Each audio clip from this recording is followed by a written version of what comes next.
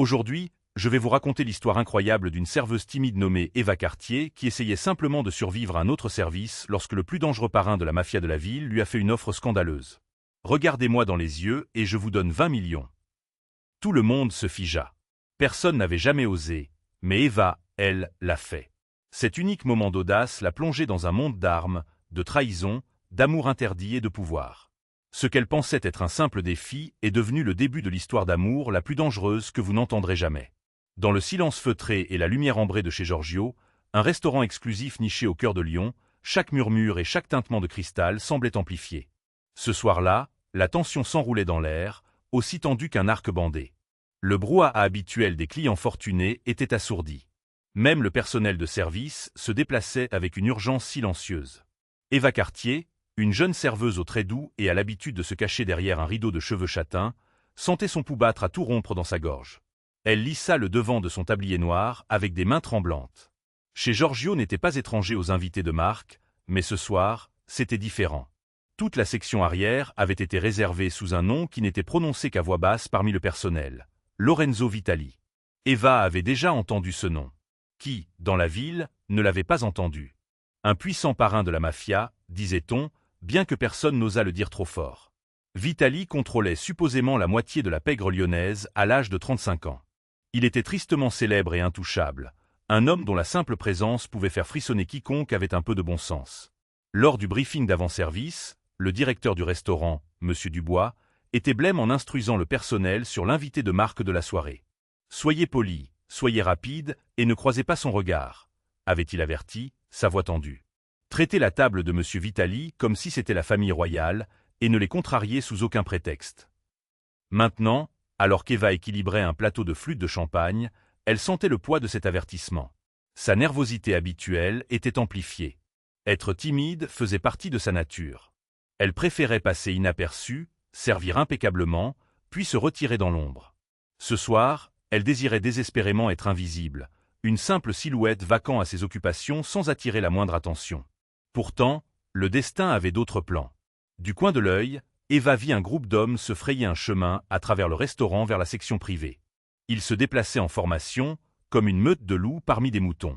À leur centre se trouvait un homme de grande taille, à la démarche imposante. Avant même qu'elle ne puisse distinguer ses traits, elle sentit son aura se propager dans la pièce. Les conversations s'interrompirent. Les couverts restèrent suspendus en l'air. Lorenzo Vitali était arrivé. Le cœur d'Eva fit un bond. Elle fixa son regard sur le plateau entre ses mains, comme on le lui avait ordonné. Ses paumes étaient moites autour des pieds des verres. Elle s'écarta avec le reste du personnel alors que le groupe passait. L'entourage de Lorenzo était composé de 5 ou 6 hommes, tous élégamment vêtus de costumes sur mesure qui peinaient à dissimuler le renflement des armes en dessous. Ils dégageaient une énergie prédatrice et alerte. Et puis il y avait lui. La présence de Lorenzo Vitali était à la fois magnétique et terrifiante. Eva l'entreaperçut fugitivement alors qu'il passait. Une mâchoire forte, des cheveux noirs de jais soigneusement coiffés en arrière, un nez romain et des pommettes hautes. Il se déplaçait avec une confiance aisée, comme si le restaurant entier, la ville entière, lui appartenait. L'espace d'un battement de cœur, ses yeux se tournèrent dans sa direction. Le souffle d'Eva se coupa. Elle baissa rapidement les yeux, le cœur battant la chamade, priant pour qu'il n'ait pas remarqué son regard volé. Dans cette fraction de seconde, elle avait vu ses yeux, sombres et perçants, absorbant plutôt que réfléchissant la lumière. Il y avait quelque chose de dangereux là-dedans, une intensité qui lui donna l'impression qu'un doigt glacé parcourait sa colonne vertébrale. Pas étonnant que tout le monde dise de ne pas regarder Lorenzo Vitali dans les yeux. Le groupe s'installa à la grande table ronde dans la section privée délimitée par un cordon de velours. Eva expira lentement, réalisant seulement alors qu'elle avait retenu son souffle. « Ça va ?» murmura une voix douce à côté d'elle. C'était Manon, une autre serveuse et son amie la plus proche au sein du personnel. Eva hocha la tête rapidement, le geste sec. « Ça va, juste nerveuse. » Manon lui offrit un demi-sourire compatissant. « Moi aussi. Baisse la tête et fais ton travail. » Un service et il sera parti. Eva déglutit et hocha de nouveau la tête. Un service. Dans quelques heures, Lorenzo Vitali partirait, espérons-le, et la vie reprendrait son cours normal, ou ce qui passait pour normal dans son monde. Avant de se diriger vers les cuisines, elle devait s'occuper d'une table à l'autre bout de la salle, loin, très loin, de la section privée. Elle y alla avec un soulagement non dissimulé, servant un couple de touristes allemands qui étaient plus intéressés par leur guide de la ville que par elle. Chaque minute qui passait était une petite victoire, un pas de plus vers la fin de ce service angoissant. Manon la rejoignit près de la machine à café. « Tu as vu Silvio avec lui? Le vieux avec les cheveux gris? On dit que c'est son bras droit, son consigliere. Il a la réputation d'être impitoyable. » Eva frissonna, jetant un coup d'œil furtif par-dessus son épaule. Elle ne voulait pas en savoir plus. Moins elle en savait, mieux elle se portait. Elle se concentra sur le remplissage des carafes d'eau, le polissage des verres, toutes ces petites tâches familières qui l'ancraient dans la réalité et la maintenaient à distance du danger qui couvait de l'autre côté de la pièce. Sa vie était déjà assez compliquée comme ça. Elle pensait à son père, à la pile de factures médicales qui s'accumulait sur la table de la cuisine, à l'expression fatiguée sur son visage le matin même. Il avait besoin d'une opération qu'il ne pouvait pas se permettre, et chaque pourboire qu'elle gagnait était une goutte d'eau dans un océan de dettes. Cette pensée la ramena brutalement sur terre. Elle n'avait pas le luxe d'être terrifiée. Elle avait besoin de ce travail. Elle devait être parfaite, invisible et efficace. Un seul service. C'était tout ce qu'elle avait à endurer. Elle prit une profonde inspiration et se dirigea vers la cuisine pour récupérer les entrées d'une de ses tables, en évitant soigneusement de regarder vers le fond de la salle. Alors qu'elle passait près de la section privée, elle pouvait entendre de faibles murmures provenant du groupe de Vitaly, qui parlait un mélange de français et d'italien.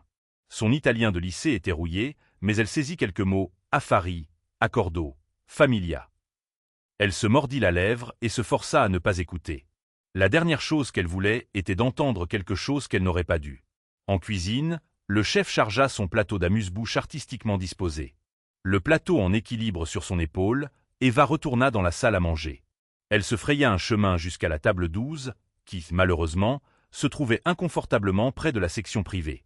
Le couple aisé de la table 12 était des habitués. Ils la remarquèrent à peine alors qu'elle déposait leur plat. Eva venait de poser la dernière assiette quand un éclat de rire profond provenant de la table de Vitaly fit sursauter sa main.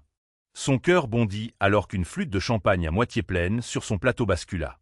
Horrifiée, elle regarda le liquide doré déborder du bord et éclabousser la manche immaculée d'un des hommes à la table de Vitaly. Un homme plus âgé, aux tempes argentées et au regard intimidant, celui que Manon avait identifié comme Silvio. Le temps s'arrêta. L'homme se recula de la table avec une malédiction sèche, fixant la tache humide qui s'étalait sur son costume coûteux. L'estomac d'Eva se noua. « Oh non, mi scusi. Je suis tellement désolé, balbutia Eva en panique, passant instinctivement à l'italien alors qu'elle attrapait un chiffon de son tablier. Sans réfléchir, elle se glissa sous le cordon de velours pour entrer dans la zone privée et commença à tamponner la manche de l'homme.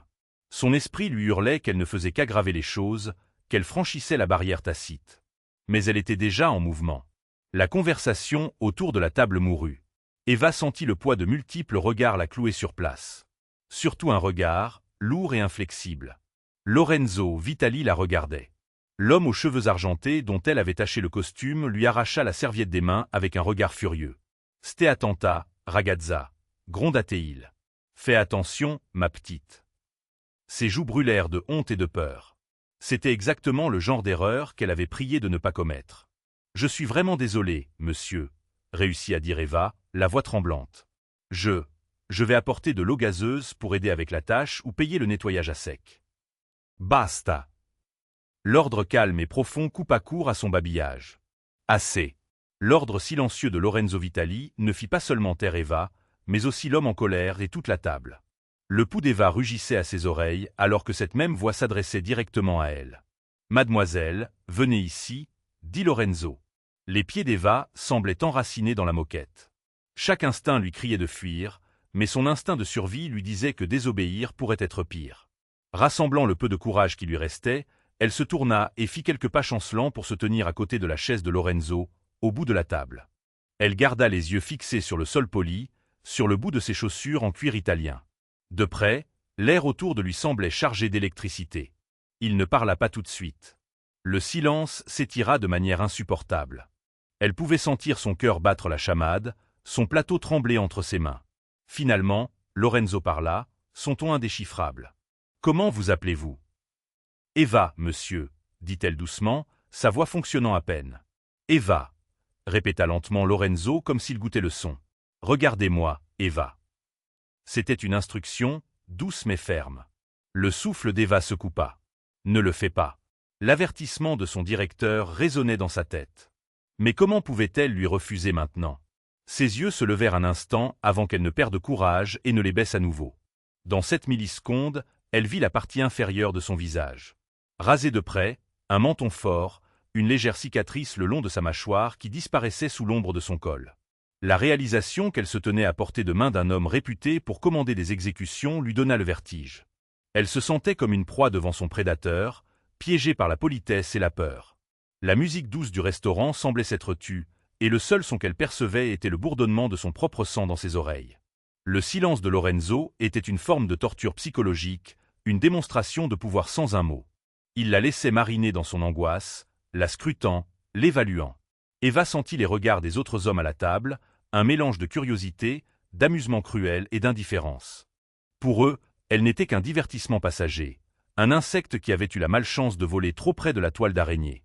Ses doigts se crispèrent sur le métal froid de son plateau, la seule chose solide dans son monde qui vacillait. Elle se concentra sur le poids du plateau, sur la sensation de ses chaussures serrées, sur tout sauf l'homme assis à côté d'elle. « Avez-vous peur de moi ?» demanda Lorenzo tranquillement. Sa voix était basse, destinée uniquement à ses oreilles, mais Eva la sentit comme une caresse sonore physique. C'était une question si inattendue qu'elle se figea. « Je suis juste. » balbutia-t-elle, incapable de terminer. Bien sûr, elle avait peur. Toute personne saine d'esprit le serait. Il expira, pas tout à fait un soupir. « Ma réputation me précède, je vois, » dit-il. « Mais je vous ai demandé de me regarder quand je vous parle. C'est le respect de base. » Il fit une pause, et il y eut un subtil adoucissement dans son ton. « Et pour être honnête, je suis déçu qu'une jeune femme qui parle si bien italien ait trop peur pour croiser mon regard. » L'estomac d'Eva se retourna. Il avait remarqué son italien. Bien sûr qu'il l'avait remarqué. Rien ne lui échappait. Et maintenant, il était déçu. L'idée qu'il puisse être déçu par son comportement était surréaliste, presque absurde dans ces circonstances. « Je suis désolé, » murmura-t-elle, mortifiée, les yeux piquants sous la menace des larmes. « Je ne voulais pas vous manquer de respect, monsieur Vitali. » Un lourd silence suivit. Puis Lorenzo parla, élevant la voix juste assez pour qu'Eva, mais aussi toute la zone voisine, l'entende. « Pas de manque de respect, hein? Alors prouvez-le. Regardez-moi. » Le monde se contracta pour ne plus former que le cercle de lumière autour de la table de Lorenzo. Eva sentit la sueur humidifier son cou sous ses cheveux. Elle ne pouvait pas. Elle ne pouvait tout simplement pas. Et pourtant, comment pouvait-elle ne pas le faire? Chaque fibre de son être était en équilibre sur le fil du rasoir, entre la lutte et la fuite. Lorenzo bougea, et elle sentit plutôt qu'elle ne vit qu'il se penchait en arrière sur sa chaise. Ses prochains mots résonnèrent clairement. « Que diriez-vous de ça? Je vous donne 20 millions d'euros si vous osez me regarder dans les yeux. » Un silence stupéfait tomba. L'esprit d'Eva se vida. Elle n'avait sûrement pas bien entendu. 20 millions d'euros? Quelques exclamations de surprise s'élevèrent des tables voisines. Un des hommes à la table de Lorenzo laissa échapper un petit rire d'incrédulité. Son cœur battait la chamade alors que l'offre restait en suspens dans l'air. Il devait plaisanter ou tester l'ambiance de la salle. 20 millions pour quelque chose d'aussi simple qu'un contact visuel. Personne ne ferait réellement. Eva réalisa que tout le monde la regardait, attendant de voir ce qu'elle ferait. Ses joues s'enflammèrent. Elle était maintenant le point central du cruel spectacle de Lorenzo. La fierté luttait contre la terreur en elle. Ses pensées volèrent vers son père, vers la pile de factures médicales à la maison, vers le désespoir qui la rongeait depuis des mois. 20 millions d'euros pourraient tout changer. Guérir son père, sauver leur maison, leur donner une vie. Était-ce une offre réelle ou juste une provocation sadique? La voix de Lorenzo baissa jusqu'à un murmure soyeux. Personne. Il appréciait le silence de la pièce, la façon dont personne d'autre n'osait répondre. Il était clair que le défi ne s'adressait qu'à elle. Il n'avait même pas jeté un coup d'œil aux autres. Les ongles d'Eva s'enfoncèrent dans ses paumes. La façon dont il utilisait sa peur pour prouver quelque chose, pour s'amuser, réveilla une chaleur brûlante dans sa poitrine. Elle détestait se sentir comme une enfant apeurée, et au-delà de ça, une petite voix de la raison lui disait « S'il y avait ne serait-ce qu'une chance que cette offre soit réelle, comment pourrait-elle ne pas la saisir ?»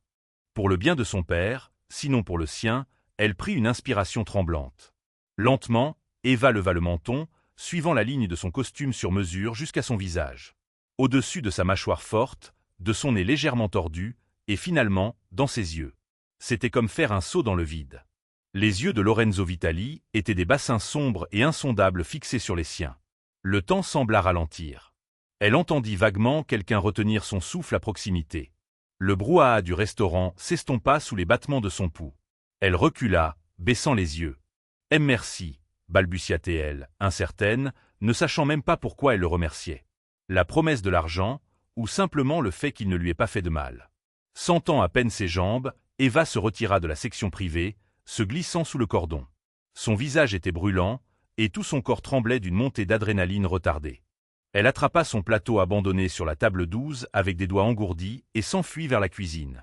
Dès que les portes battantes se refermèrent derrière elle, Eva s'affaissa contre le comptoir en acier inoxydable. Son cœur battait à tout rompre et son esprit était un brouillard. Est-ce que c'est vraiment arrivé? Manon fut à ses côtés en un instant, les yeux écarquillés. « Qu'est-ce qui vient de se passer, bon sang » chuchota-t-elle. « Eva, ça va?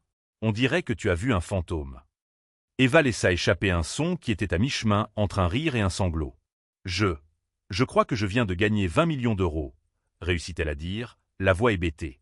La mâchoire de Manon tomba. « Oh mon Dieu! Oh mon Dieu !» Elle attrapa les épaules d'Eva, la scrutant comme pour s'assurer qu'elle était toujours en un seul morceau. « Et il n'est pas en colère? » « Il a ri, » dit Eva, encore un peu incrédule. Son pouls ralentissait enfin, passant d'un sprint à une course plus normale. Elle pressa une main sur ses joues brûlantes, essayant de se ressaisir. « Il a vraiment ri. » Manon semblait à la fois soulagée et stupéfaite. « Eh bien, quoi que tu aies fait, ça a marché. Mais Eva, son ton devint urgent. S'il te plaît, sois prudente. Des hommes comme lui, ils ne font pas les choses sans raison. » Avant qu'Eva ne puisse répondre, une cloche sonna pour une commande. L'agitation de la cuisine reprit autour d'elle. Manon lui fit un rapide câlin. « On en parle après la fermeture », promit-elle, avant de s'occuper de ses tables. Eva prit une minute pour respirer, puis se força à reprendre le travail. La nuit n'était pas finie. D'une manière ou d'une autre, elle servit les desserts de ses autres tables, remplit les cafés et présenta les additions, le tout dans un état second. Au moment où chez Giorgio ferma et que le dernier client partit, Eva avait l'impression de flotter en dehors de son propre corps. Monsieur Vitali et son groupe étaient partis un peu plus tôt. Elle ne les avait pas vus partir. Elle s'était assurée de rester bien hors de leur vue. Alors qu'elle nettoyait la dernière table, le directeur, Monsieur Dubois, s'approcha d'elle, l'air mal à l'aise. « Eva, » dit-il, Monsieur Vitali m'a demandé de vous donner ceci. » Dans sa main se trouvait une enveloppe noire frappée d'un emblème V doré. D'une main tremblante, Eva l'accepta. « Merci, » murmura-t-elle. L'enveloppe semblait lourde et importante entre ses doigts. Une fois ses tâches terminées et son tablier raccroché, elle osa enfin l'ouvrir. À l'intérieur se trouvait une seule carte épaisse de couleur crème. Mademoiselle Cartier, était-il écrit d'une écriture soignée. Rejoignez-moi demain soir, 19 h, au salon de l'Hôtel Impérial. Demandez la suite privée. Nous avons des questions financières à discuter. LV, en dessous, il y avait un numéro de téléphone. Le cœur d'Eva s'emballa. Il voulait la revoir, probablement pour s'occuper du transfert d'argent. Questions financières rendaient la chose si formelle. 19 h à l'Hôtel Impérial, l'un des endroits les plus luxueux de la ville. Le fait que la rencontre ait lieu dans un lieu public la rassurait et la terrifiait à la fois. Au moins, ce n'était pas un ordre de se rendre dans un entrepôt isolé. Manon planait à son coude alors qu'elle sortait dans l'air frais de minuit. Est-ce que c'est? Elle désigna l'enveloppe. Eva la laissa lire la carte. L'Hôtel Impérial, souffla Manon. C'est irréel. Eva déglutit. Je ne sais pas si je devrais y aller. Le dire à voix haute semblait étrange. Comment pouvait-elle même envisager de ne pas y aller après ce qui s'était passé? Manon se mordilla la lèvre. S'il compte te donner ce qu'il a promis, il s'attend probablement à ce que tu viennes. Mais Eva, s'il te plaît, sois prudente. Tu sais ce qu'il est. Eva le savait. Lorenzo Vitali était dangereux. Mais étrangement, au moment où elle avait croisé son regard, elle n'avait pas seulement vu le danger, mais une étincelle de quelque chose d'humain. Et il avait tenu parole, du moins jusqu'à présent. Je serai prudente, promit Eva. Je t'enverrai des messages tout le temps. C'est juste que, je dois savoir si c'est réel. Je ne peux pas tourner le dos à ce que cela pourrait faire pour mon père. Manon hocha la tête, des larmes brillant soudain dans ses yeux alors qu'elle serrait Eva dans une étreinte féroce. Je comprends. Promets-moi juste de ne pas te laisser dépasser. Eva la serra en retour. Je te le promets. Elles se séparèrent au métro et Eva rentra chez elle dans un état second. Son esprit tournait avec des possibilités et des peurs en égale mesure. Au moment où elle entra doucement dans le petit appartement qu'elle partageait avec son père, il était presque 1 heure du matin. Son père s'était endormi dans son fauteuil inclinable devant la télévision. Eva éteignit doucement le poste et le réveilla. « Papa » murmura-t-elle, aidant l'homme d'âge mûr et groggy à se mettre debout. « Allez, allons te mettre au lit. » Il s'appuya sur elle alors qu'il se traînait jusqu'à sa chambre. Même à travers son pyjama, elle pouvait sentir l'angle saillant de son épaule.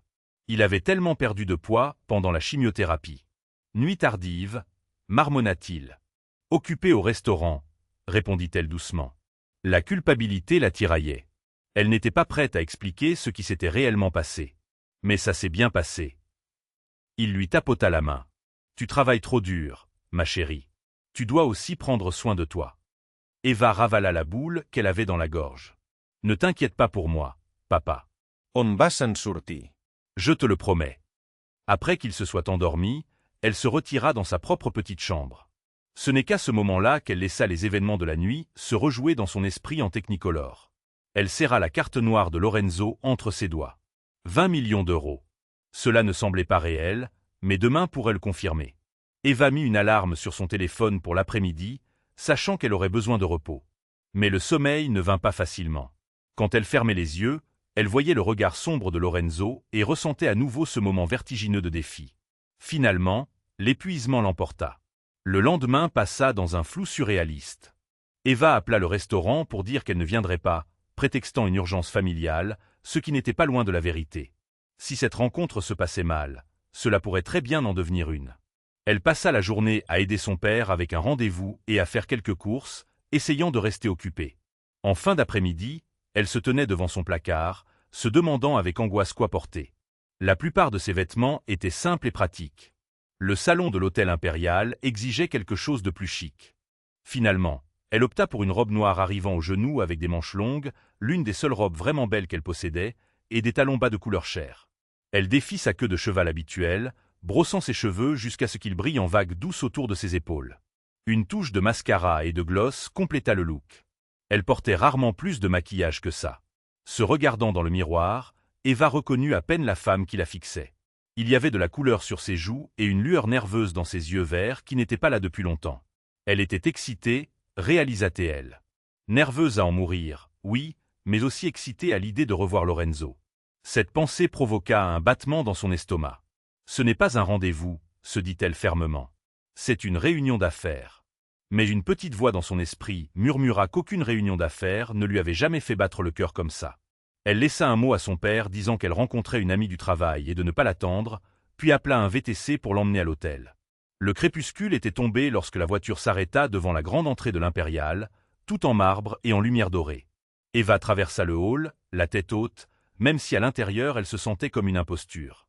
Un concierge la dirigea vers le salon du dernier étage, et bientôt elle se retrouva dans une suite privée qui lui coupa le souffle. Un mur était entièrement vitré, donnant sur la ligne d'horizon scintillante de la ville. Un piano à queue se tenait gracieusement dans un coin, et des fauteuils moelleux étaient disposés près d'une table basse sur laquelle étaient posés des verres en cristal et une bouteille de champagne fraîche. Et là, contemplant la vue, une main dans la poche, se tenait Lorenzo Vitali. Il se tourna alors que les portes se refermaient derrière elle. Leurs regards se croisèrent à travers la pièce opulente, et le cœur d'Eva fit un petit saut traître. Lorenzo était vêtu d'un autre costume impeccable, gris anthracite aujourd'hui, et avait l'air en tout point du magnate sophistiqué. Pourtant, quelque chose dans son expression s'adoucit quand il la vit.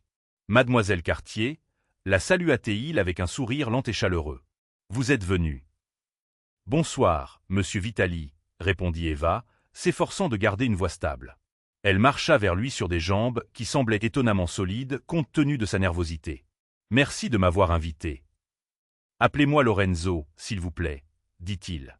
Il fit un geste vers le coin salon. « Joignez-vous à moi. Puis-je vous offrir un verre ?»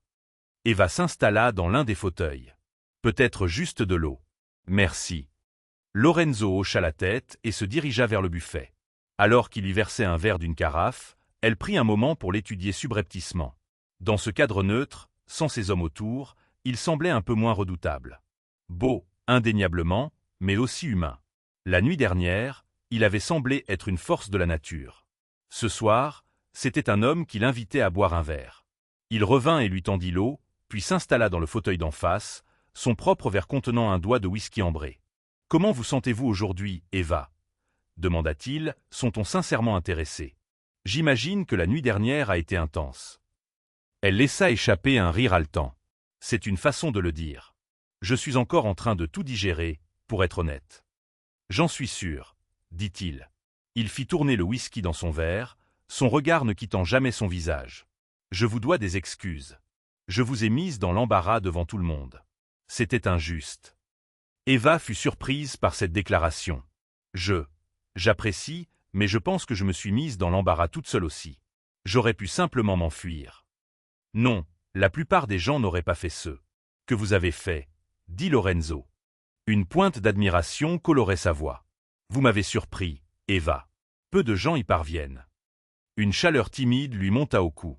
Elle but une gorgée d'eau pour cacher son trouble. « J'ai été assez surprise moi-même, » admit-elle. « Je ne suis généralement pas si audacieuse. » Il sourit et elle remarqua la façon dont cela allumait une lueur chaleureuse dans ses yeux. « Peut-être n'avez-vous simplement jamais eu la bonne occasion d'être audacieuse jusqu'à présent. » Ils partagèrent un petit regard presque conspirateur, et Eva sentit un battement dans sa poitrine. Lorenzo s'éclaircit doucement la gorge et posa son verre. « Autant j'apprécie ce moment, autant j'imagine que vous êtes impatiente de discuter de la question financière que j'ai mentionnée. » Il prit un élégant portefeuille en cuir sur la table et en sortit un document. « J'ai demandé à mes avocats de préparer un simple contrat de transfert pour les fonds. Il stipule que vous recevez un don de 20 millions d'euros de ma part, sans aucune obligation de votre côté. C'est principalement à des fins fiscales et juridiques, pour que tout soit en règle. » Eva prit les papiers avec des doigts hésitants. Effectivement, c'était un contrat de donation simple. Son nom et celui de Lorenzo étaient dactylographiés proprement à côté d'une quantité vertigineuse de zéros. C'était là. C'était en train de se produire.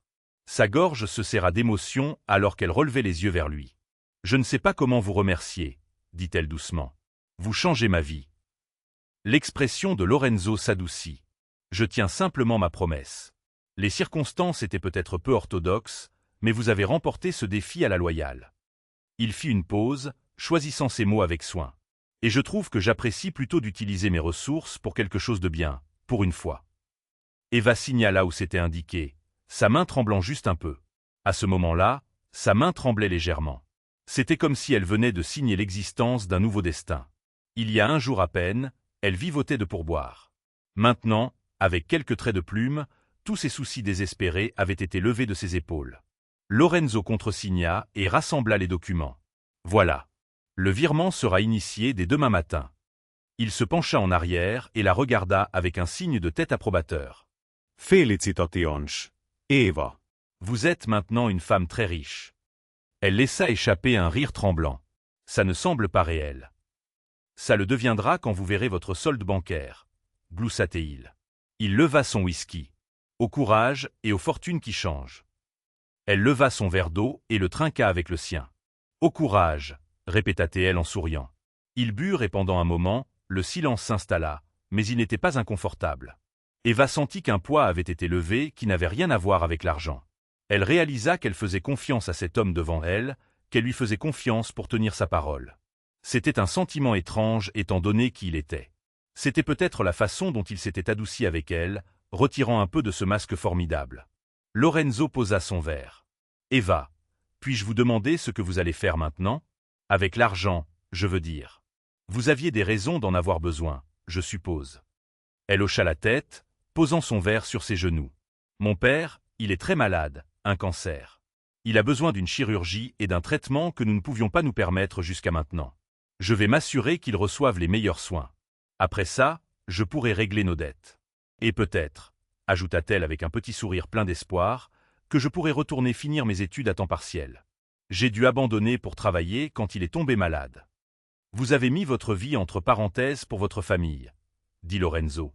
Non pas comme une question, mais comme une constatation. Ses yeux s'adoucirent d'une manière qui lui fit mal à la poitrine.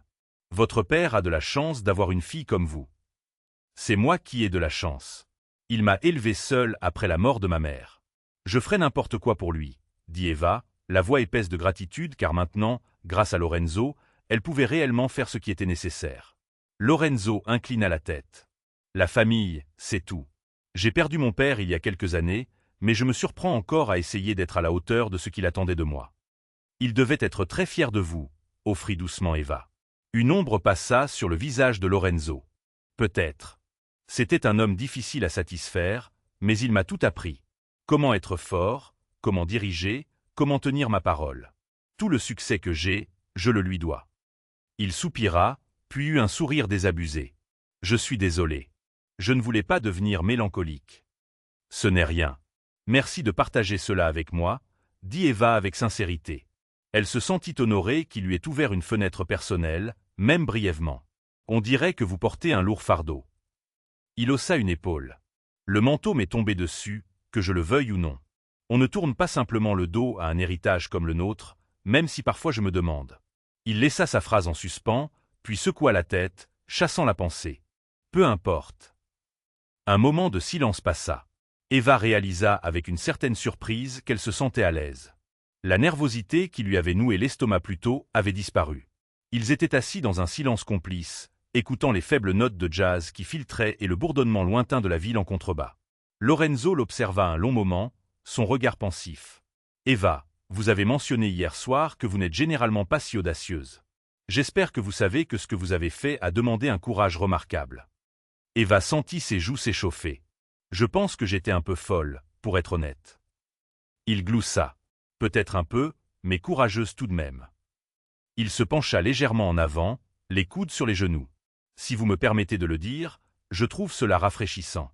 Dans mon monde, la plupart des gens me disent ce qu'ils pensent que je veux entendre. Ils me craignent ou ils veulent quelque chose de moi. Vous, en revanche, vous avez agi par principe, même lorsque vous aviez peur. » Elle se mordit la lèvre. « Je ne voulais pas que vous pensiez que j'étais lâche. Et oui, j'avais besoin de l'argent, mais à ce moment-là, c'était comme si je devais nous prouver à tous les deux que je pouvais le faire. » Les lèvres de Lorenzo se courbèrent. « Vous l'avez certainement prouvé, et j'avoue que cela faisait longtemps que personne ne m'avait surpris comme vous l'avez fait. » Une chaleur fleurit dans la poitrine d'Eva.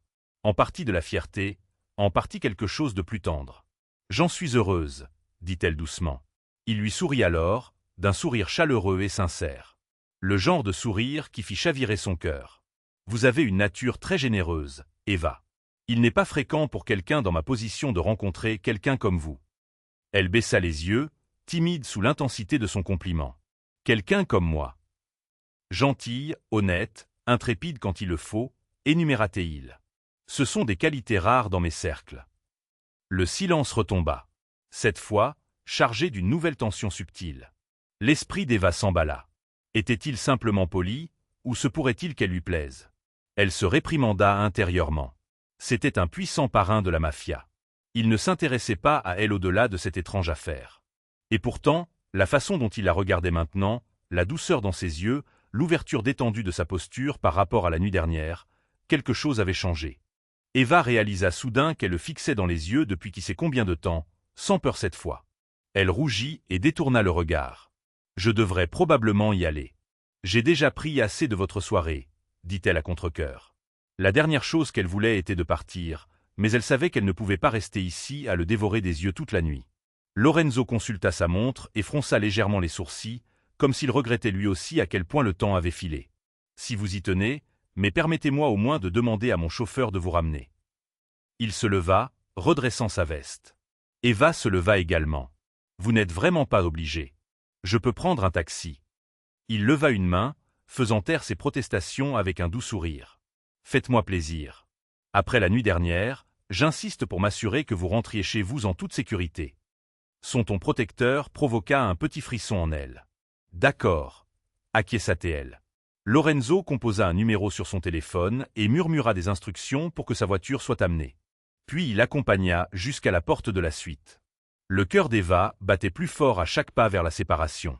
À la porte, elle se tourna pour lui faire face. « Merci encore pour tout, » dit-elle avec sincérité. Les mots semblaient insuffisants pour exprimer la gratitude et l'admiration qui montaient en elle. Lorenzo tendit la main et, à sa surprise, lui prit doucement la sienne. Il la leva et en effleura le dos d'un doux baiser. Ce geste d'un autre temps lui coupa le souffle. « C'était un plaisir, Eva, » dit-il, la voix basse. « J'ai le sentiment que ce ne sera pas la dernière fois que nous nous verrons. » Ses yeux s'écarquillèrent légèrement. « Ce ne sera pas le cas. » Il tenait toujours sa main, son pouce caressant inconsciemment ses articulations. « Je l'espère, » murmura-t-il. Quelque chose de non dit passa entre eux, quelque chose qui envoya un frisson chaud au plus profond d'Eva. Pendant un instant, ils se tinrent là, assez proches pour qu'elle puisse voir l'ombre légère de la barbe naissante sur sa mâchoire, sentir l'odeur de son eau de Cologne, boisée et fraîche. Ses yeux sombres scrutaient les siens comme s'il essayait de lire ses pensées. Le visage d'Eva était brûlant. Elle réalisa qu'elle le fixait à nouveau et baissa les yeux, retirant à contre-cœur sa main de la sienne. « Bonne nuit, Lorenzo » chuchota-t-elle. « Buonanotte, Eva » répondit-il, l'italien roulant sur sa langue comme une marque d'affection. Elle réussit à sourire avant de se tourner et de sortir. Son cœur battait la chamade alors qu'elle traversait le hall pour se rendre à l'ascenseur privé où son chauffeur, un homme costaud nommé Marco, l'attendait pour l'escorter. Dans le mur en miroir de l'ascenseur, Eva vit son reflet et reconnut à peine la rougeur de bonheur sur son propre visage. Bonheur et désir. La présence de Lorenzo lui manquait déjà, et cette prise de conscience la ravissait et l'effrayait à la fois. Le trajet de retour dans la berline élégante semblait irréel. Eva se surprit à rejouer chaque mot, chaque regard de la soirée. Elle savait qu'elle était dans de beaux draps, car ce n'était pas seulement de la gratitude qu'elle ressentait envers Lorenzo Vitali. C'était une attraction indéniable, qui la tirait plus fortement d'heure en heure. Il était près de minuit quand Eva entra dans son appartement. Son père dormait profondément. Silencieusement, elle enleva sa robe et la suspendit, puis se glissa dans son lit. Ce n'est qu'à ce moment-là qu'elle laissa les larmes qui s'étaient accumulées couler librement. C'étaient des larmes de soulagement, de joie immense que l'avenir de son père soit assuré, et de confusion face à ce lien puissant qu'elle ressentait pour l'homme qui avait rendu cela possible. Serrant la carte de visite de Lorenzo sous son oreiller, Eva sombra dans le sommeil le plus profond qu'elle ait eu depuis des mois, avec l'écho de son chaleureux au revoir se rejouant dans ses rêves. Au cours des 2 jours suivants, la promesse de Lorenzo se concrétisa. Un dépôt stupéfiant apparut sur le compte en banque d'Eva, et elle se mit immédiatement au travail pour l'utiliser à bon escient. Elle programma l'opération indispensable de son père dans le meilleur hôpital de la région et remboursa toutes les factures et dettes persistantes qui les avaient accablés pendant des années. Son père était déconcerté et ravi par ce changement soudain de leur fortune. Eva garda ses explications vagues, disant qu'un vieil investissement ou un bienfaiteur s'était manifesté. Il pleura de soulagement alors qu'elle lui assurait que tout était pris en charge. Malgré le tourbillon d'arrangements et d'appels, les pensées d'Eva dérivaient souvent vers Lorenzo. Depuis leur rencontre à l'hôtel impérial, il ne l'avait pas contacté. Elle se disait de ne rien attendre. Il avait déjà fait plus qu'assez. Pourtant, elle se surprenait à regarder son téléphone, se demandant s'il pourrait appeler. L'appartement silencieux semblait chargé du souvenir de son rire et de l'intensité de son regard. Le 3e soir, l'agitation l'emporta. Eva décida de faire une promenade jusqu'à sa boulangerie de quartier préférée pour prendre l'air et une friandise. Elle dit à son père qu'elle serait de retour sous peu, attrapa son manteau et sortit juste après le crépuscule. L'air était vif et les trottoirs légèrement saupoudrés des premières feuilles sèches de l'automne. Eva apprécia la brise fraîche sur son visage alors qu'elle parcourait le chemin familier. Tout dans sa vie avait changé si vite. Elle avait besoin d'un moment pour respirer, pour absorber le fait qu'ils étaient en sécurité maintenant. L'opération de son père était programmée. Leur facture avait disparu. Un miracle était tombé dans sa vie, gracieuseté d'un homme à la fois redoutable et merveilleux. Elle était si perdue dans ses pensées qu'elle ne remarqua pas la berline sombre qui se glissait le long du trottoir derrière elle. Pas avant que des pas lourds ne se précipitent soudainement. Avant qu'elle ne puisse réagir, une paire de mains surgit de l'ombre. L'une se plaqua sur sa bouche, étouffant le cri qui lui monta à la gorge. Un autre bras la saisit par la taille, la soulevant du sol. Les yeux d'Eva s'écarquillèrent de terreur. Non. Elle donna un coup de pied, son talon heurtant quelque chose de solide et entendit un grognement de douleur. « À l'aide !» tenta-t-elle de crier, mais le son sortit étouffé contre la paume gantée. Silence. Une voix dure gronda à son oreille, avec un accent épais qu'elle reconnut vaguement comme étant russe. Son sang se glaça. Elle se débattit sauvagement, refusant d'être une victime facile. Son coude heurta les côtes de son agresseur, et il jura. « Petite garce, tiens-la » aboya-t-il à quelqu'un. Des mains rudes attrapèrent ses jambes alors qu'un 2e homme intervenait. D'un mouvement rapide et expert, ils enroulèrent une bande de tissu autour de la tête d'Eva, la bâillonnant fermement. La panique déferla. Elle ne pouvait plus bien respirer, et le goût chimique et amer du chiffon lui brûla la langue. Chaque coup de feu tonitruant se répercuta sur les chevrons. Un boum assourdissant qui fit trembler les os d'Eva. Une douleur aiguë explosa sur le côté de la tête d'Eva alors qu'un des hommes la frappait à la tempe avec quelque chose de lourd, peut-être la crosse d'un pistolet. Des étoiles blanches éclatèrent dans sa vision. La lutte quitta ses membres. Son corps devint soudainement mou entre leurs mains. De loin, elle se sentit traîner. Le monde bascula nauséeusement alors qu'il la poussait dans un véhicule. Une porte claqua. La dernière chose qu'elle entendit avant que l'obscurité ne la réclame fut le grognement d'un moteur et les battements de son propre cœur. Une éclaboussure d'eau froide ramena brutalement Eva à la conscience. Elle haleta, s'étouffant, tout son corps secoué d'un spasme. Clignant des yeux pour chasser l'eau, elle se retrouva dans un espace caverneux et faiblement éclairé. L'odeur de béton humide et d'huile de moteur emplit ses narines. Une unique ampoule suspendue projetait un cercle de lumière crue. Elle était dans un entrepôt, réalisa-t-elle confusément, et elle était attachée à une chaise en métal, les mains liées derrière son dos, les chevilles attachées au pied de la chaise. Sa tête la lançait là où elle avait été frappée. Eva plissa les yeux vers les silhouettes qui se profilaient juste au-delà de la lueur de la lampe. 2 hommes se tenaient là, l'un chauve et musclé, avec une cicatrice lui barrant la joue. Elle le reconnut vaguement comme celui qui l'avait bâillonné. L'autre était plus mince, avec des yeux pâles et un costume qui semblait déplacé dans ce décor sordide. L'homme aux yeux pâles s'avança, l'évaluant. « Mademoiselle Cartier, je présume, » dit-il. Sa voix était douce, légèrement accentuée de russe. Le sang d'Eva se glaça. Rien de tout cela ne semblait réel. Sa voix sortit en un râle paniqué. « Qui? Qu'est-ce que vous voulez? Pourquoi m'avez-vous amené ici ?» Le voyou chauve bougea rapidement, lui assenant une violente gifle du revers de la main sur le visage. « Tu parles quand M. Petrov te demande de parler, » gronda-t-il. La douleur explosa, brûlante, sur sa joue, et Eva sentit le goût du sang. Les larmes lui montèrent aux yeux, mais elle refusa de les laisser couler. Elle serra la mâchoire et foudroya l'homme chauve du regard. « Assez, Ivan » dit sèchement l'homme en costume, Petrov, apparemment. Il s'accroupit légèrement pour être plus à la hauteur des yeux d'Eva. « Je m'excuse pour les manières rudes de mon associé. Les émotions sont vives. Vous voyez, votre ami m'a causé beaucoup de problèmes. » Le cœur d'Eva battait la chamade. Ami? Il ne pouvait parler que de Lorenzo. Elle déglutit, la gorge sèche. « Je ne sais pas de quoi vous parlez, » réussit-elle à dire, la voix tremblante. Petrov sourit finement. « Mon nom est Victor Petrov. Vous avez peut-être entendu parler de moi. » Elle en avait entendu parler. La famille criminelle Petrov, la mafia russe, était un acteur connu dans les bas-fonds de la ville et des rivaux acharnés des familles italiennes comme les Vitali. Petrov continua, tournant lentement autour de sa chaise. « Il n'a pas été difficile d'apprendre des choses sur vous, mademoiselle Cartier. Un petit oiseau de chez Giorgio nous a dit que la serveuse timide qui a attiré l'œil de Lorenzo Vitali a soudainement hérité d'une grande somme d'argent. Et je me suis dit, voilà qui est intéressant. » Le sang d'Eva se glaça. Ils savent. Ils savaient tout. Petrov se pencha, sa voix se faisant une parodie de confidence. « Savez-vous ce que je veux? Je veux parler à votre monsieur Vitali. Et vous, ma chère, allez vous assurer que je l'obtienne. » Sa bouche s'était asséchée sous le bâillon. Elle réussit à lui lancer un regard furieux. Petrov se redressa, faisant un signe de tête à Ivan. L'homme chauve lui retira brutalement le bâillon, le laissant pendre autour de son cou. Eva toussa, sa gorge brûlant. « Lorenzo ne se soucie pas de moi, » croassa-t-elle désespérément. « Si vous faites ça pour l'atteindre. » Petrov gloussa. « Oh, mais nous pensons qu'il s'en soucie. Pourquoi sinon le roi Vitali couvrirait-il une inconnue d'une fortune et d'une attention personnelle ?» Il lui passa un doigt sous le menton, lui relevant le visage. Elle se détourna avec dégoût. « Il a fait une erreur en s'impliquant avec vous, et les erreurs doivent être punies. » Le cœur d'Eva allait éclater de terreur. « S'il vous plaît, » murmura-t-elle. « Laissez-moi partir. » « Je ne. » Silence. Claqua Petrov, l'impatience brillant dans ses yeux. Il sortit un téléphone de sa poche et le vérifia. « C'est l'heure. » Il aboya quelque chose en russe. Immédiatement, Ivan et un autre homme costaud se mirent en action.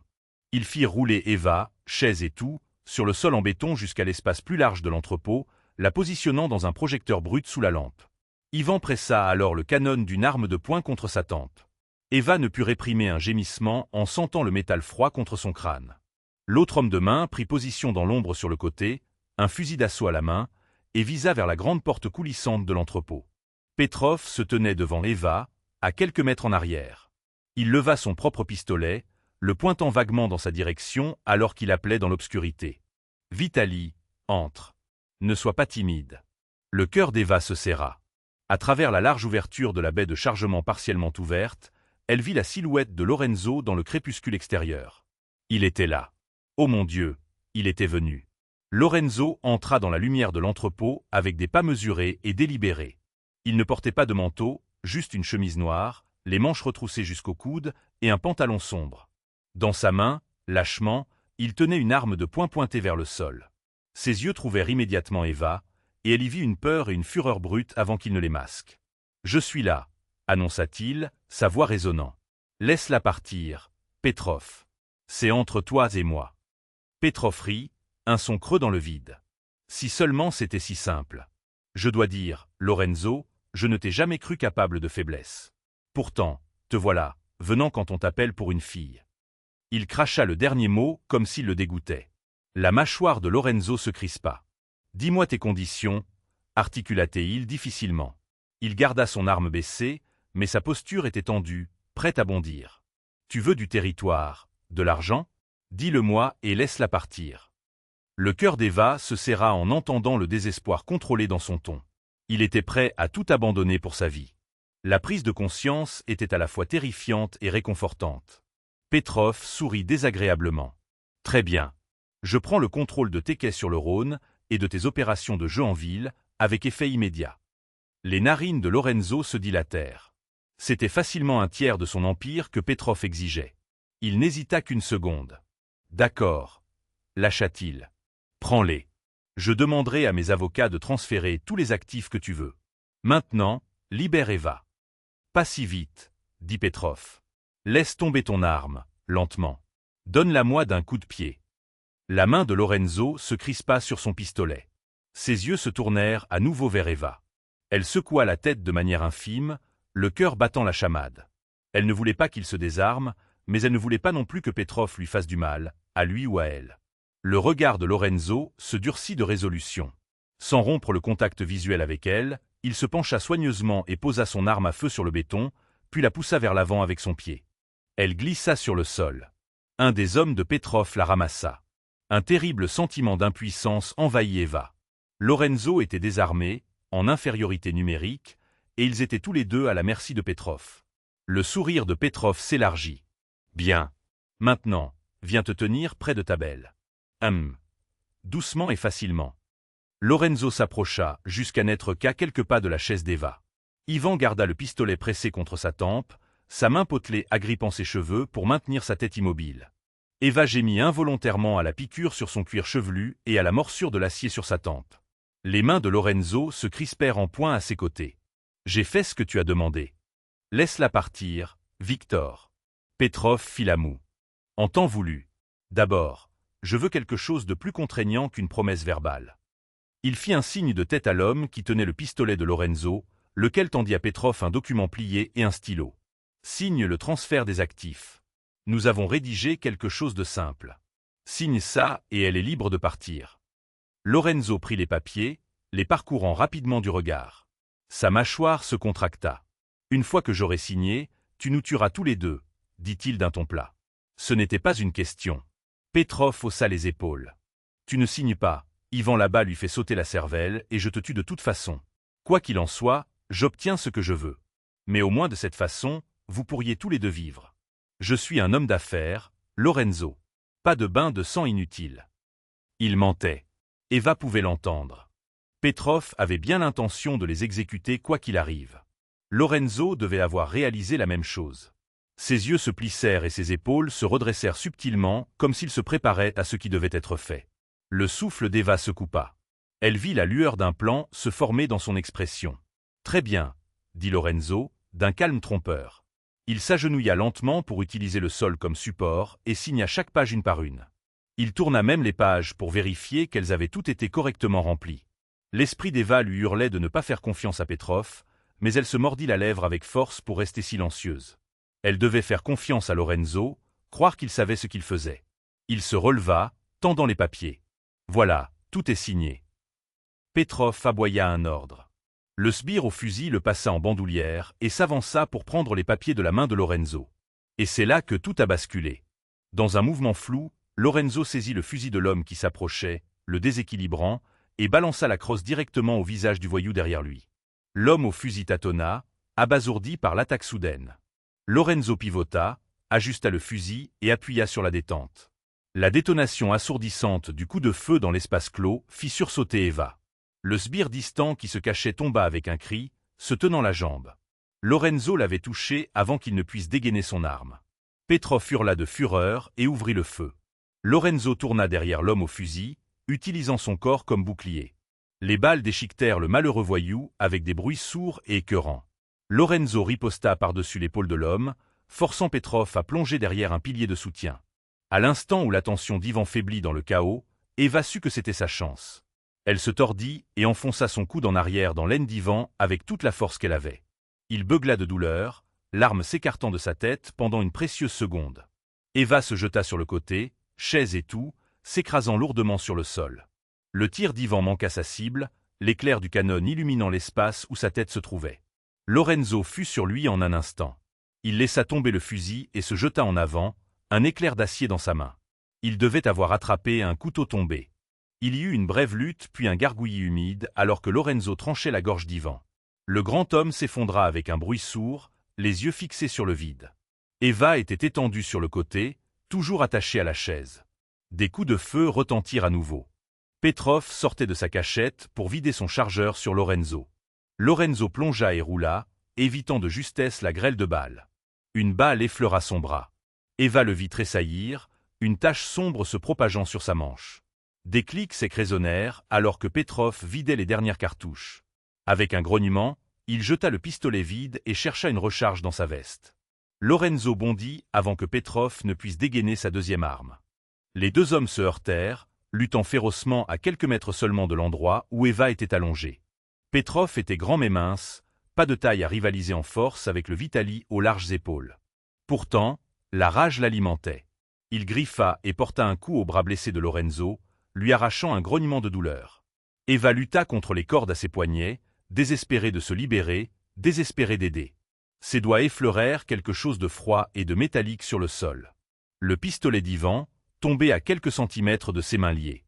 Réprimant sa peur, Eva tendit la main pour l'attraper. Lorenzo et Petrov s'écrasèrent au sol dans un enchevêtrement.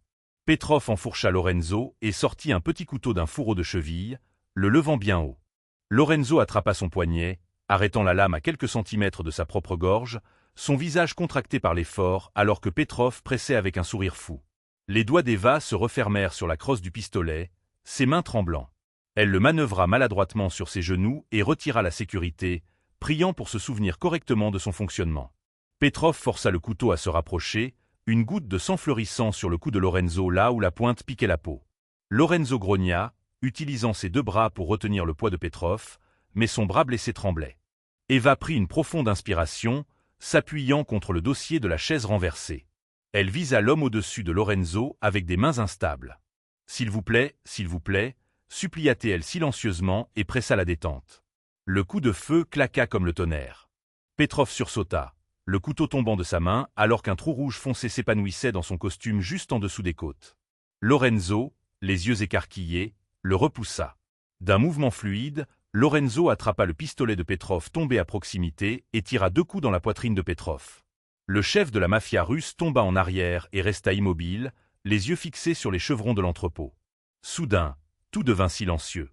Les seuls sons étaient la respiration saccadée d'Eva et les grognements de douleur de Lorenzo alors qu'il se relevait en chancelant. C'était fini. Mon Dieu, c'était fini. Eva laissa le pistolet glisser de sa prise. Ses mains étaient à vif et saignaient là où les cordes les avaient lacérées pendant ses luttes. Elle ne réalisa qu'elle pleurait que lorsqu'un sanglot s'échappa de sa gorge. Eva. Lorenzo fut à ses côtés en un instant, ignorant ses propres blessures. Il redressa la chaise, puis trancha les cordes qui la liaient avec le couteau tombé de Petrov. Dès que ses mains furent libres, Eva jeta ses bras autour du cou de Lorenzo, s'accrochant à lui. Il la serra contre lui, une main berçant l'arrière de sa tête. « Tu es blessé » râla-t-il, la voix brisée. Il se recula juste assez pour scruter son visage, ses propres yeux sombres fous d'inquiétude. Mis à part l'ecchymose sur sa joue et un mal de tête lancinant, Eva ne ressentait aucune douleur, juste un soulagement immense. « Je vais bien », réussit-elle à dire entre 2 sanglots. « Lorenzo, tu saignes. »« Ce n'est rien, » insista-t-il. Il essuya le filet de sang sur son cou là où le couteau de Petrov l'avait entaillé, puis prit son visage entre ses paumes, son pouce caressant tendrement la marque rouge qui fleurissait sur sa joue. « J'avais si peur de te perdre », avoua-t-il d'une voix rauque. L'émotion brute dans son ton la bouleversa. Eva laissa échapper un faible rire qui était plus des larmes que de la joie. « J'avais peur que tu te fasses tuer pour moi », murmura-t-elle. Il secoua la tête, ses yeux ne quittant jamais les siens. « Je traverserai l'enfer pour toi, Eva. » Quand j'ai reçu ce message. Sa voix se brisa. Il pressa son front contre le sien, fermant les yeux. Je n'ai jamais eu aussi peur. Eva réalisa que ses mains tremblaient encore, alors qu'elle élevait pour essuyer doucement une traînée de sang de son front. « Tu m'as sauvé, » dit-elle. « Tu nous as sauvés tous les deux. » Il ouvrit les yeux, et elle y vit une dévotion si féroce qu'elle lui coupa le souffle. « Non, c'est toi qui nous as sauvés, » murmura-t-il. « Ton courage là-bas, Dio. Je n'ai jamais rien vu de tel. » Eva réussit à esquisser un sourire larmoyant. Je ne pouvais pas laisser quoi que ce soit arriver. Je ne le voulais pas. Un rire doux et incrédule lui échappa. Il l'attira à lui, l'enlaçant dans une étreinte presque écrasante. Elle enfouit son visage contre son épaule, respirant son odeur. Fumée, sueur, et cette subtile fragrance de cèdre et d'agrumes de son eau de Cologne. Il était vivant. Ils l'étaient tous les deux. Lorenzo se recula doucement, juste assez pour lui relever le menton. Son regard parcourut son visage strié de larmes, rempli d'admiration et de tendresse. « Tu comptes tellement pour moi, Eva, » dit-il doucement, intensément. « Plus que je n'aurais jamais cru possible. » Eva laissa échapper un doux rire incrédule de soulagement, même si les larmes perlaient à ses yeux. Subjuguée, elle se hissa sur la pointe des pieds et pressa ses lèvres contre les siennes dans un baiser fugace et fervent. Lorenzo se figea une fraction de seconde avant de lui rendre son baiser, doux et tremblant contre sa bouche. Dans le silence sombre de l'entrepôt, ce bref contact disait tous les mots qu'il ne pouvait pas encore prononcer à voix haute. Ils se séparèrent aussi vite, leurs fronts toujours appuyés l'un contre l'autre, tous deux un peu essoufflés. Des sirènes hurlaient faiblement au loin. Quelqu'un dans le quartier avait probablement signalé les coups de feu. Lorenzo les ignora, une main caressant les mèches humides de cheveux d'Eva pour les écarter de son visage. « Je t'aime », souffla-t-il comme si les mots s'étaient échappés sans permission. Le cœur d'Eva se gonfla à éclater. « Je t'aime aussi », murmura-t-elle. Cela semblait à la fois fou et la vérité la plus naturelle du monde. Lorenzo ferma brièvement les yeux, une lueur d'émotion les faisant briller quand il les rouvrit. Il laissa échapper un rire tremblant. « As-tu la moindre idée de ce que tu m'as fait ?» Elle sourit à travers ses larmes. « Peut-être la même chose que ce que tu m'as fait. » Il laissa échapper un doux gémissement qui ressemblait à de la pure gratitude et l'attira dans un autre baiser, plus profond cette fois, y déversant tous les sentiments inexprimés. Eva fondit contre lui, ses doigts se crispant dans le tissu de sa chemise. Pendant un instant, au milieu du carnage et du chaos, ils étaient inconscients de tout sauf l'un de l'autre. Lorenzo rompit doucement le baiser et posa son front contre le sien, tous deux respirant fort. Au loin, des pneus crissèrent, probablement ces hommes ou les autorités qui se rapprochaient. « Nous devons sortir d'ici, » dit-il à contre-cœur. Il aida Eva à se relever. Ses jambes vacillèrent un peu, mais il la stabilisa contre lui. Jetant un rapide coup d'œil autour de lui, il récupéra un téléphone de la veste de Petrov tombé au sol et l'empochait, puis guida Eva vers une porte latérale. Ils se glissèrent dans la nuit, juste au moment où des voitures envahissaient l'autre côté de l'entrepôt. La propre berline noire de Lorenzo tournait au ralenti dans l'ombre d'une baille de chargement. Marco au volant avait l'air affolé. Dès qu'il les aperçut, Marco sauta de la voiture. « Patron, mademoiselle Cartier », s'exclama-t-il, le soulagement évident sur son visage meurtri. « Dieu merci !» Lorenzo lui fit un signe de tête sec. « Nous allons bien. Tout est réglé. » Marco grimaça. Quelques hommes de Petrov se sont échappés, et Mathieu était parti quand nous avons compris ce qui se passait. Sa voix se durcit de colère. Eva jeta un coup d'œil entre eux, confuse. L'expression de Lorenzo s'assombrit. « Nous nous occuperons de Mathieu plus tard, » dit-il sombrement. Remarquant le regard perplexe d'Eva, il expliqua. « Un des miens m'a trahi. Mathieu a tuyauté Petrov et lui a donné des informations sur vous. Il n'ira pas loin. » Eva absorba cela avec un frisson. Il y avait encore des ennemis, encore des dangers, mais Lorenzo était vivant, et à en juger par son regard déterminé, quiconque les avait trahis ferait bientôt face à la justice. Lorenzo fit monter Eva sur la banquette arrière de la berline et s'installa à côté d'elle. Marco appuya sur l'accélérateur, la voiture démarrant en trombe juste au moment où les gyrophares rouges et bleus de la police balayaient l'autre extrémité de l'entrepôt. Alors qu'il filait à travers le dédale des rues de la ville, Eva se blottit contre Lorenzo. Ce n'est que lorsque son bras l'entoura qu'elle commença à croire qu'elle était vraiment en sécurité. Chaque partie de son corps lui faisait mal, et le choc commençait à s'installer, mais elle s'accrochait à lui, puisant sa force dans sa chaleur et sa solidité. Il déposa un baiser sur le sommet de sa tête. « C'est fini, » murmura-t-il. « Tu es en sécurité. » Eva ferma les yeux, laissant le battement régulier de son cœur sous son oreille l'apaiser. « Qu'est-ce qui se passe maintenant » demanda-t-elle doucement. La main de Lorenzo lui frotta doucement l'épaule. « Maintenant, nous allons de l'avant. Ton père aura son opération. Tu auras la vie que tu mérites. » Il fit une pause, sa voix devenant tendre. « Et si tu es prête à prendre le risque, je ne veux plus rien affronter sans toi. » Eva sentit les larmes lui piquer à nouveau les yeux, mais cette fois, c'était de bonheur. « Je n'ai pas peur, » murmura-t-elle en inclinant la tête pour le regarder dans l'habitacle sombre. « Quel que soit ton monde, quoi qu'il arrive, je veux être avec toi. » Lorenzo ferma brièvement les yeux, comme en remerciement silencieux. « Tu ne sais pas à quel point tu me rends heureux, » murmura-t-il, la voix épaisse. « Ma vie est compliquée, mais je jure que je ferai tout ce qui est en mon pouvoir pour te protéger et te rendre heureuse. Eva, tu mérites ça et plus encore. » Elle leva la main pour toucher son visage, son pouce caressant la ligne rugueuse de sa barbe naissante le long de sa mâchoire. « Être avec toi me rend heureuse, » dit-elle simplement. Il se tourna et captura ses lèvres dans un baiser doux et persistant sous la lueur douce des lampadaires qui défilaient. Eva répondit de même, versant tout son amour et sa confiance dans ce moment. Elle savait que ce ne serait pas facile. Rien avec Lorenzo ne serait conventionnel ou simple. Mais elle savait aussi que son cœur avait trouvé son foyer. Ils restèrent enlacés alors que la voiture les emmenait hors du quartier industriel, laissant derrière eux le chaos de la nuit. Eva reconnaissait à peine la femme qu'elle était devenue en quelques jours seulement. La serveuse timide qui gardait autrefois les yeux baissés avait trouvé la force de défier des criminels armés et de se battre pour l'homme qu'elle aimait.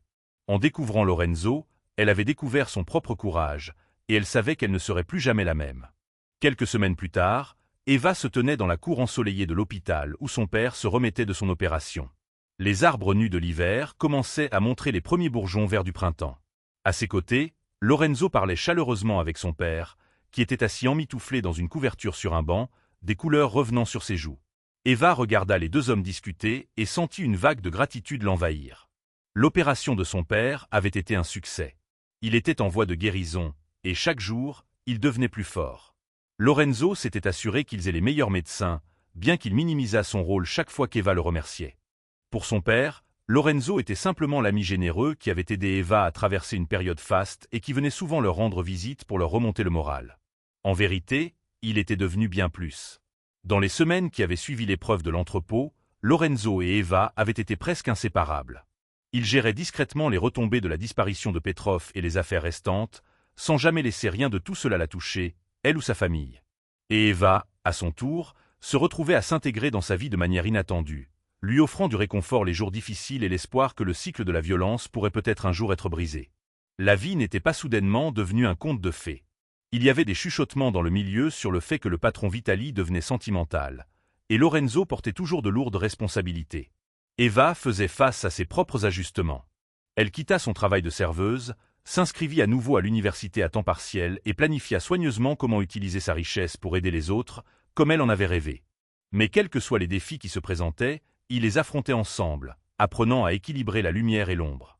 Cet après-midi-là, alors que Lorenzo croisait le regard d'Eva par-dessus une des blagues d'un peu ringarde de son père, ils partagèrent un sourire complice. Eva prit un moment pour s'émerveiller de tout ce qui avait changé. Elle se souvint de la serveuse effrayée qu'elle avait été il n'y a pas si longtemps. La femme qui n'osait même pas croiser le regard d'un étranger. Maintenant, elle était une femme profondément amoureuse, n'ayant pas peur de soutenir le regard d'un roi de la mafia et de lui dire ce qu'elle avait sur le cœur. Eva s'excusa et traversa la cour vers Lorenzo, glissant sa main confortablement dans la sienne. Il entrelaça ses doigts avec les siens sans hésiter, un réflexe désormais. Dans ses yeux sombres, elle vit de l'inquiétude, de la chaleur et la promesse silencieuse d'une dévotion inébranlable.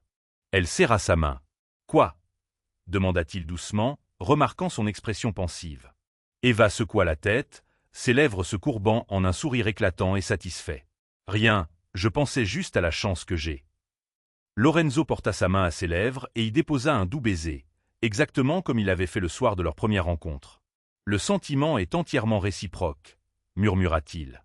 Alors que son père somnolait paisiblement sous le soleil chaud, et que Lorenzo serrait Eva un peu plus contre lui, elle réfléchit au chemin sinueux qui les avait menés ici. Tant de choses s'étaient passées si vite. Danger, passion, et un amour plus féroce et plus vrai qu'elle ne l'avait jamais imaginé. Tout cela remontait à un moment extraordinaire, la nuit où un parrain de la mafia avait lancé un défi insensé, et où une serveuse timide avait trouvé le courage de l'accepter. Elle avait osé le regarder dans les yeux et, ce faisant, avait trouvé son destin.